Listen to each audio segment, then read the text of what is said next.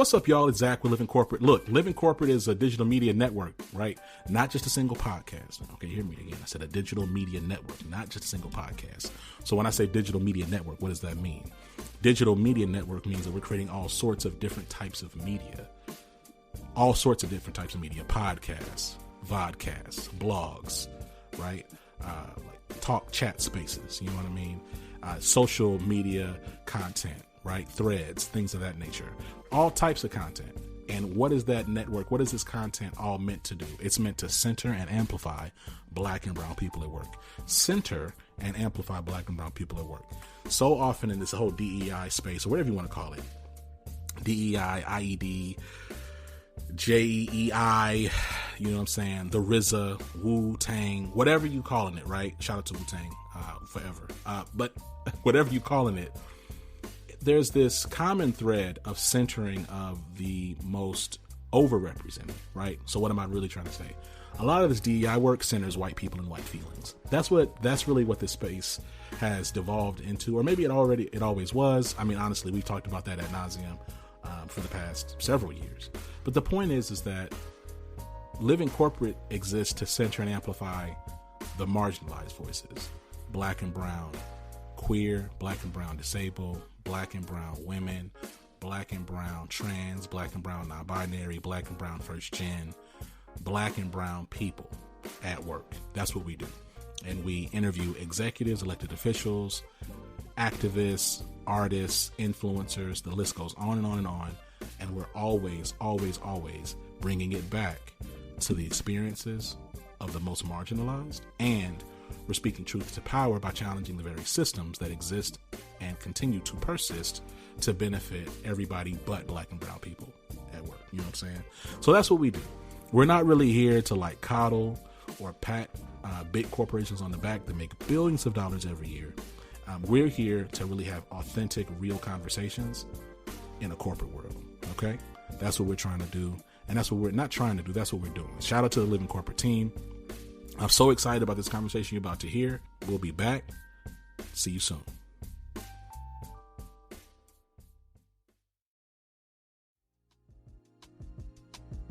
John Graham, executive, speaker, fire starter, DEI provocateur. Welcome to Living Corporate. How you doing, baby? It's good to be back, my brother. Thank you. I'm good. I'm well in the moment. I'm well.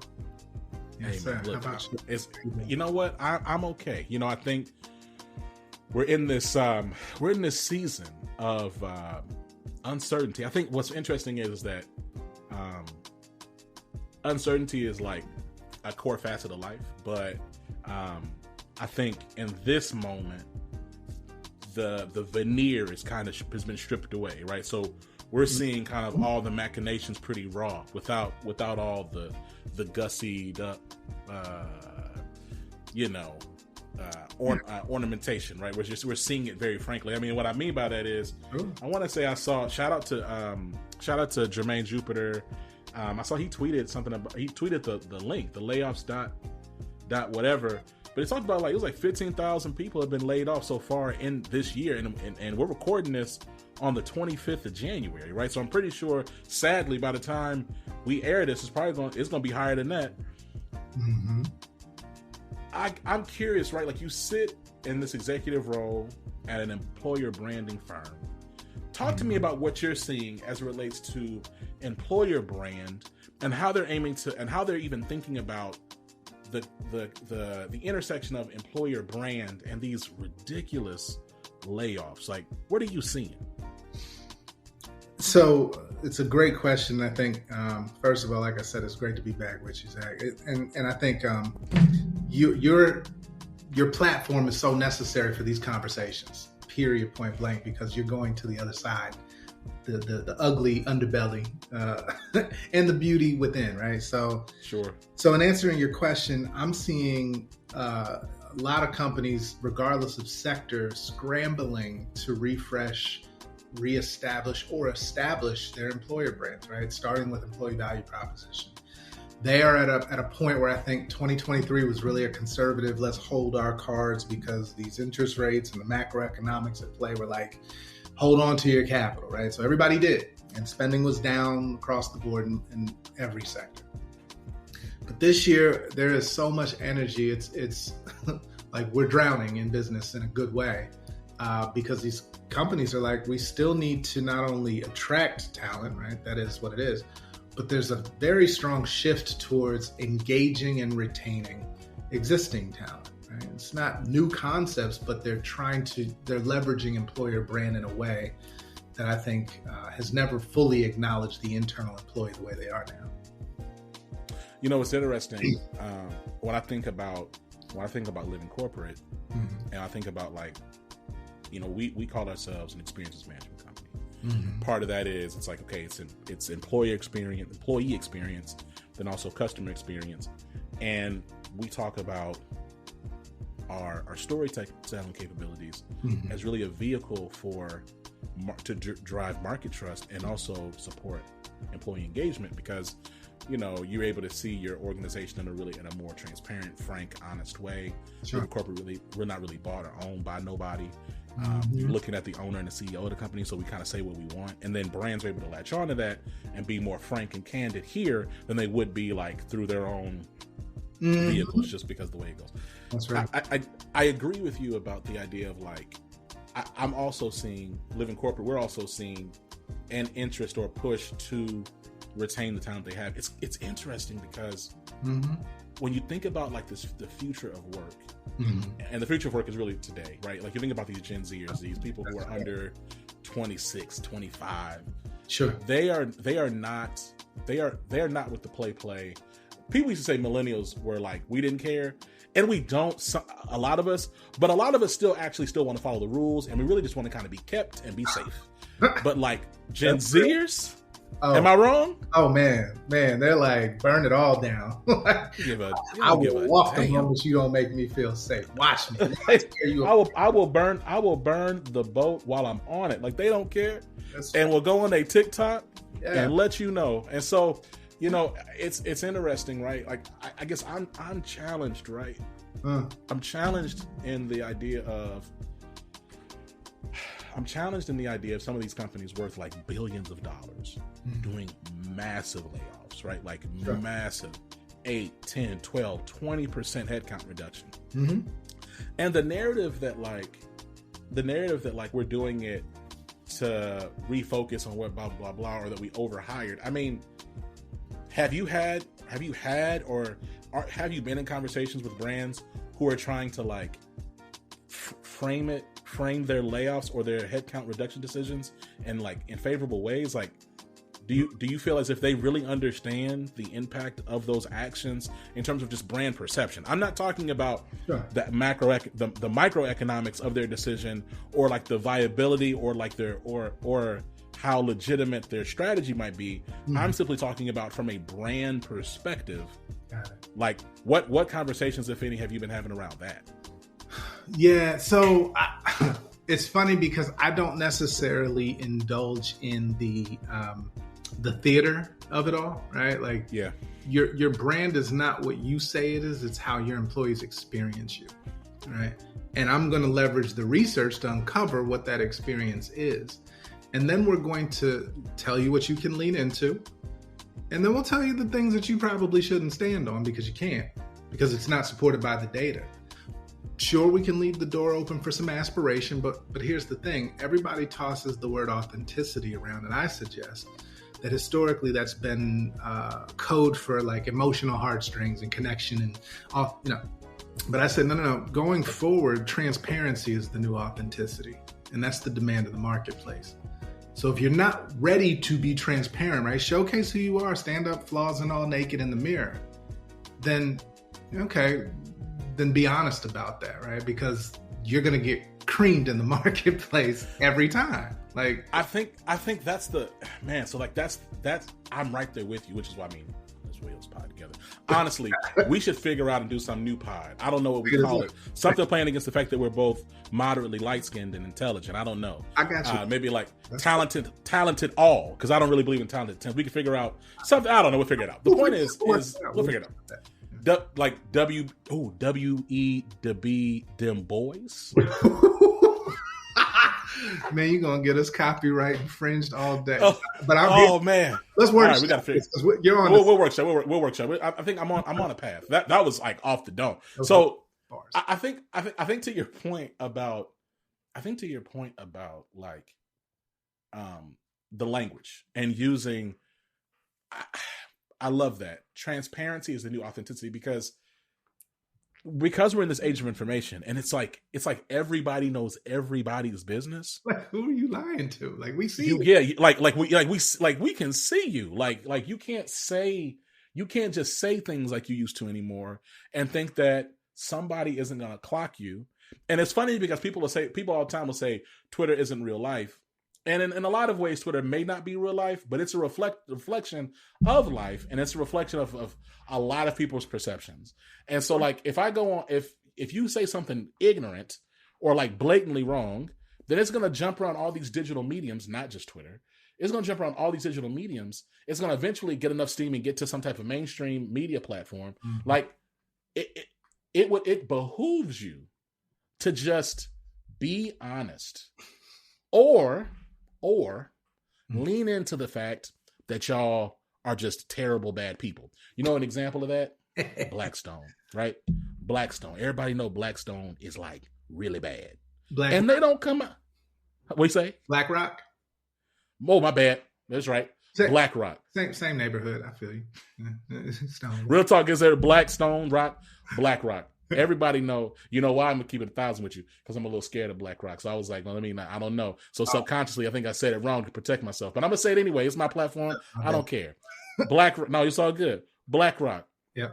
Everybody knows BlackRock is who BlackRock is. Sure. Everybody, and like their leadership comes out and they say terrible, crazy things, and they don't hide it. And I'm gonna tell you the truth. I gotta respect that. Mm-hmm. I gotta respect a brand that says, we are the big entity that y'all think we are, right? Yep, we own half of every damn thing, and that's who we are, right? I like that. I like the brands that don't come out and like try to like posture and, to your point, perform theater in front of our face like you don't see. I mean, look, we see it every time. The FBI, right? The FBI finally came out and made a little statement, finally, because they've been getting clocked for years on Twitter about recognizing MLK Day, right? But it's like, hey, you also could just be quiet. I like the idea of speaking. I love the idea, rather, of speaking where the data tells you to speak and being quiet where the data tells you to be quiet if it's not going to benefit you. Talk to me a little bit about the data process. Like, what is it when you talk about, hey, we're following the data and then giving recommendations? Because I mean, I'm a nerd. Like, that's where I really have cut my teeth, John. So like, let's nerd out for a second. Like, are you pulling like market research? Are you looking at like employee sentiment? Like, what does that look like for y'all when you think about that and you come back to the client? Like, what type of data sources are you pulling from? Yeah. Well, I mean, it's a combination of qualitative, quantitative, right? Internal, external market research. But really what it comes down to, and the way that we approach it uniquely, I believe, is that we have embedded humanity into the process of developing EVPs and employer brands in ways that hadn't been done before.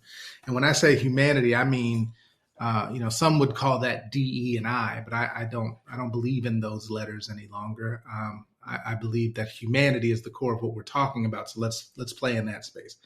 So what I mean by that is when we go in and we do qualitative research, we're spending time, obviously, focus grouping and interviewing leaders and things of that nature, and ingesting all of your engagement survey data, attrition data, like all of the inputs that would give us a collective picture of how your employees are experiencing your culture. What are the structural, programmatic, systemic, behavioral, all of those things that influence the culture.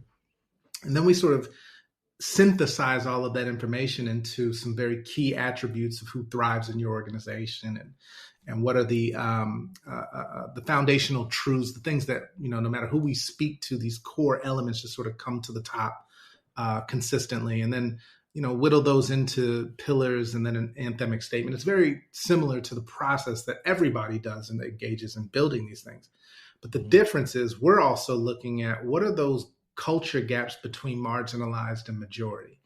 What are those things Mm. that catalyze attrition for marginalized groups that if you fixed for the most marginalized amongst them, that it would resolve the issues for everybody as well. And so now you're walking around with insights that not only inform your attraction strategy, but also your L&D strategy, your engagement strategy, your retention strategies, your right, your environmental strategy, like all of the things.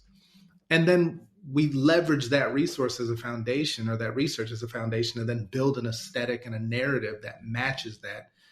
And then we go a step further even than that, and we do what's called an inclusive ethos. And so I can't name a company that isn't seeking still, even amidst the backlash, to increase representation of marginalized talent, right? Whatever their data is telling them they have a deficiency in terms of numbers. Fine. Sure.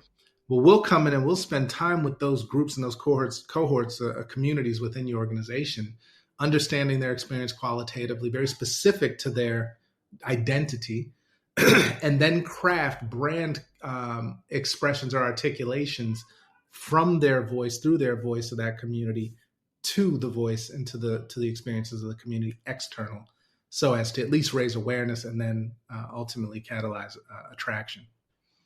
You know, you talk about, first of all, thank you for the breakdown. I appreciate it. I love No it. doubt, no doubt. I think that there's so much to say about like organizing data and analyzing it through like the lens of people, right? So like creating personas, and then like figuring out, okay, hey, here's the conversation we're trying to have with this person, because this persona might represent like 35%, or even that's pretty extreme. Let's say this persona might represent like 10 or 12% of your. Well, hey, that's a lot of people. And if you localize that persona against like whatever your geography is, that might represent like 10,000 people. Okay, well, shoot, like so. Having like this suite of personas is trying to like engage and communicate against, reach, actually touch and communicate to and with. That's right. It's powerful. Something else you said too is that despite the backlash, right? Mm-hmm. There's still this desire and stated or unstated aspiration that organizations have to increase their representation across the region, because irrespective of what like the talking heads may say or the political figures may say, the unspoken but loudly known reality is, if organizations aren't able to engage their market in an effective way, they're not going to survive. So right? Like that's just the truth. Like, so like you can call it what you want. Like we've been doing this whole business case for DEI for the past 20 some odd years. Like we already know like 60. Since 1964 to be exact. Yes, sir. Well, this year, July. That's fair. That's fair. That's fair. Yeah, no. Well said. I'm thinking about like the actual literal white papers on Google, but you're right. The larger push and narrative and what's the word, treatise folks have been making to recognize Black and brown folks, non-white men, as valuable to the world and to the world of work has been going on, to your point, for coming up on 60 years. Now, I think my question is, in this moment, when you think about like the landscape of the DEI profession and the DEI industry, do you see it being much longer for the corporate space? I'm not saying I do believe grassroots and externalized efforts are going to continue because we're people, but do you see it still continuing like in the corporate space? I see it. I'll say this: I see it evolving now, right? So, just like other terms that have been co-opted and then demonized, right? Critical race theory or woke, right? Like those terms have become the Voldemorts of corporations and academia, right? But at the end of the day, the underlying benefit, as you mentioned earlier, is still business. We don't need to explain the business cases. Everybody knows that there's a correlative, right? Not causal, but correlative relationship between DEI and business results. Fine. But here's the thing. I'm no longer pushing, and I said this cheekily, like I'm no longer engaging in that conversation around DE&I because I don't believe in it. Point being is my new definition for that acronym is delusional expectations and insanity. At the end of the day, 60 years deep, right? It started with increasing representation. Affirmative action was like, hey, y'all got to let some of them in. And so now here's a legal framework to actually give you guidance on what you need to do. Cool. They started letting us in. Well, guess what? By the 80s, there was a wave of backlash, right? And then they used the same legal precedents to justify the backlash. So we've been here before. So I'm not interested in the cyclical nature of DE&I, even though it's a $10, $11 billion industry.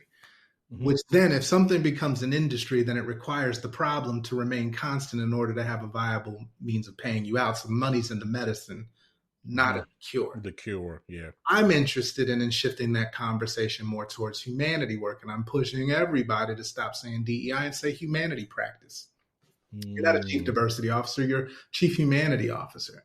Because at the end of the day, if your policies, practices, behaviors aren't humane, who's going to take the indefensible position of saying, yeah, we're not into humanity stuff? You know, that word. Right. Now you look nuts. Now you look crazy, right? You look like a monster. So if we start calling these things what they are, then you can't co-opt that, right? Yeah, I mean, I love that. I think about living corporate. Like we started as like of course as a singular podcast focused on Black experiences. Then we become this podcast network focused on marginalized experiences. Then we turned into this like digital media storytelling firm. And now, right, as we look at like our data analytics capabilities, our learning platform, and our brand storytelling, we're really an experiences management company, right? That goes back to to your point about we don't say humanity, but we say experience. We say, right? Because I think the spirit of it is the same, which is everybody can. Hey, if you don't want to, because we're an experience management company focused on fairness. Okay. If you don't want to have a good employee experience, you don't want to have a good customer experience, and you don't want things to be fair, well then like what you look like, to your point, you look crazy. Like we're really going to debate about having a good experience. We're going to debate about being fair. Okay. Well, that makes it easy for me not to work with you no more. And once everybody knows that you're not fair, and that you don't care about their experience or your employees' experience, well, then they're going to go and hop on the next service or product or whatever. Anyway, there are very few people who sit one of one in anything. So they'll just go ahead and go to your competitor and we'll move on. Right. And then we'll let the market forces decide, I guess. But I think to your point about this, I love the idea of pivoting away from the DEI language. I frankly, I've been anyone who knows me has been like checking out Living Corporate, or certainly knows me personally, knows I'm not really a fan of any of this language, right? Like I don't actually care about any of it. Like it can all go in terms of people sprinkle intersectionality on their stuff like it's the parsley that you get at like the hood groceries at the hood restaurant, right? It's like, well, you don't know what you're saying. You just saying words. It's annoying. And so it's like, what are we actually getting to? I like the idea I love the idea, again, of us getting to the point where we're being very explicit with our language. Like, what are we talking about? We're talking about humanity. We're talking about fairness. We're talking about experience. Now co-op that.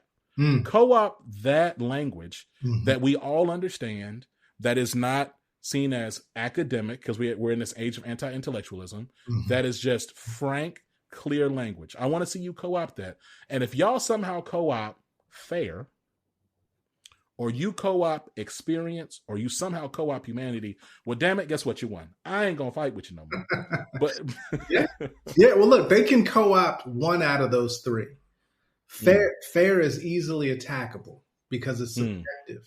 It's subjective. You're right. And at the end of the day, and I honor the energy and the sentiment of which you're approaching it, because it falls in line with humanity.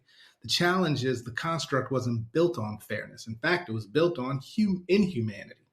Right. Let's be honest. How many people being laid off by the 25th of January? I dare say that's a balance sheet decision that was not made with humanity in mind. Right. And so when we start to acknowledge the realities of this construct and then we operate accordingly, okay, now we can be honest about what it is we're trying to do. We didn't let go of 15,000 people because we're trying to reposition our no. That was a balance sheet move to shore up that you had the shareholders in a good spot in Q1 coming off of Q4 slumps. Right. Let's just be honest about what you do, because that's the nature of business and that's how it's taught in schools. That's how it's taught. So how do you indoctrinate people, give them confer degrees to say that they're proficient in this, and then get them in the workplace and say, you can't say what we just taught you? Like, that's weird. That's weird to me. Man, it's exhausting. It's exhausting, John. And I think like we're just in this era, man, where like I will say this is, there's a part of me that likes to see like the accelerated just exposure and demise of some of these things. Sure. Because like, it's going to be hard, especially if you think about Gen Zers. Like, and there's all these studies that have been around like they're coming up in this era where they're seeing all this stuff very nakedly. So their trust of institutions and organizations and companies is just not going to be there. And like, they're going to carry these memories. Like these folks who are 23, 24, some of them 18, 19, who are seeing their parents or seeing their family members, seeing their big brothers and cousins, like getting laid off and like with all this debt and they're not able to afford anything. Like I genuinely believe it's going to radicalize. It's going to further radicalize them in a really good way to challenge these structures and these systems to help create a more, I would say fair, but I'm going to say humane world and experience of work. I love that. So look, man, let's talk about your year.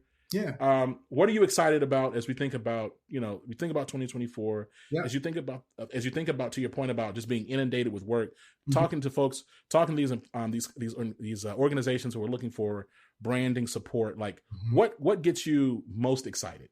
Yeah.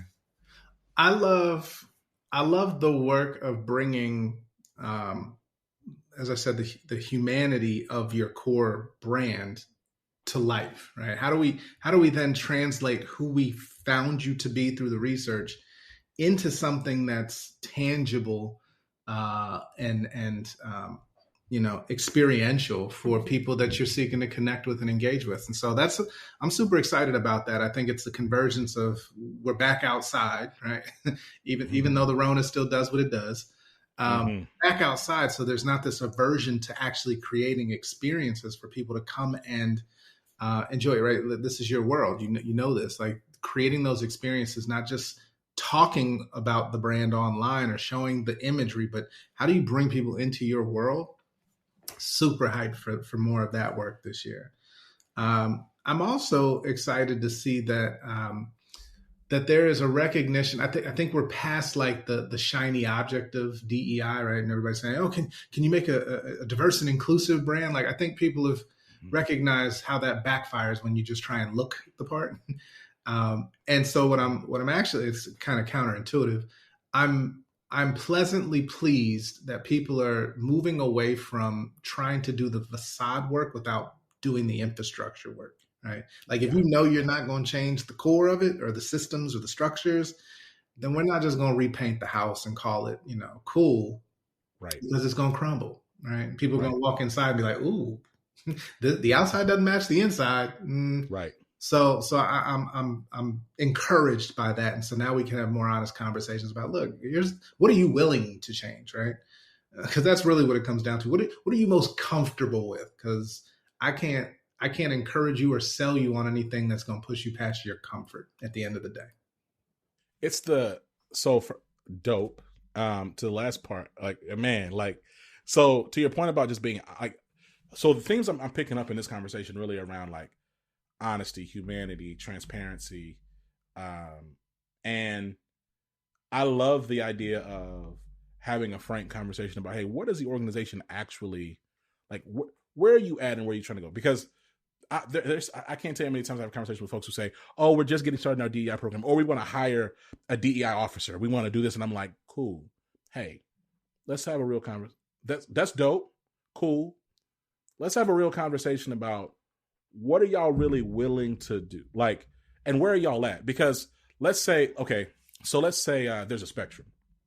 And one is hyper, quote unquote, conservative, very exclusive, harmful, blah, blah, blah, blah, blah.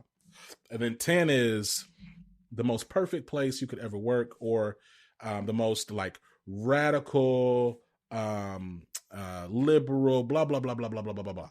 Right? Where are you at in that? So, because if you're, let's say you're like a 4.5, guess what? We probably can get you to maybe a 5 and 5.2.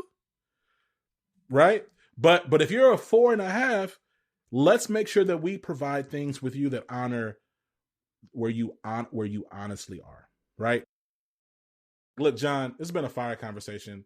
We want to make sure that we plug you. Folks who don't know about you, I know you're always speaking somewhere, you're always doing something. Where can people find you? Listen, keep up with what you're doing. Absolutely. Well, for anything employer brand related, whether it's EVP, employer brand, go-to-market strategy activation, hit up shaker.com, and happy to get in touch there. For speaking, definitely hit me up at plantationtheory.com or on LinkedIn. And obviously on plantationtheory.com, the book, Plantation Theory, The Black Professional Struggle Between Freedom and Security. Still available. Signatures applied to those books that you buy direct, and absolutely interested in talking about getting with Black ERGs and bringing my speaker session, The Cost of the Climb, to the conversation, because we have to start asking ourselves some very, very tough questions. 100%. We actually got to bring you back to talk about the cost of the climb, especially in today's landscape, man. We over here trading our humanity, dignity for $200,000 a year. But that's, you know what? Let me stop now. Life's for a livelihood, man. It's a whole nother conversation. It's a whole nother conversation. Let's catch up soon. Always a friend. I will talk to you later. Appreciate you, brother. Thank you. Keep up the great work. Love to see the expansion of Living Corporate. Hey, man, I appreciate you. Thank you, man. Peace. Sure.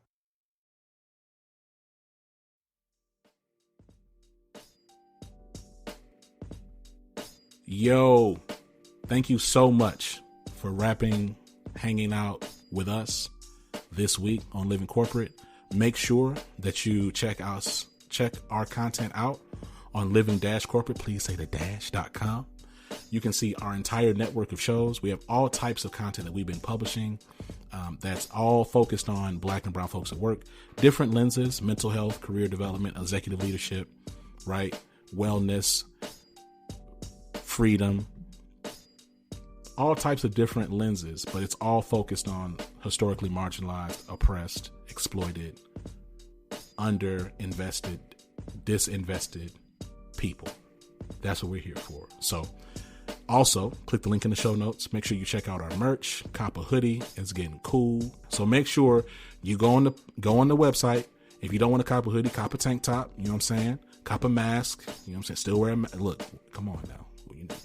The pandemic's still a pandemic. And I know y'all don't want to act like it is, but people still getting sick out here. Trust me, I got coworkers. I got friends. All right. Be careful. You know what I'm saying? Make sure you get familiar. You know what I'm saying? Take care of yourself. And look, until next time, this has been Zach. Thank you so much for rocking with Living Corporate. We'll talk to you soon. Peace.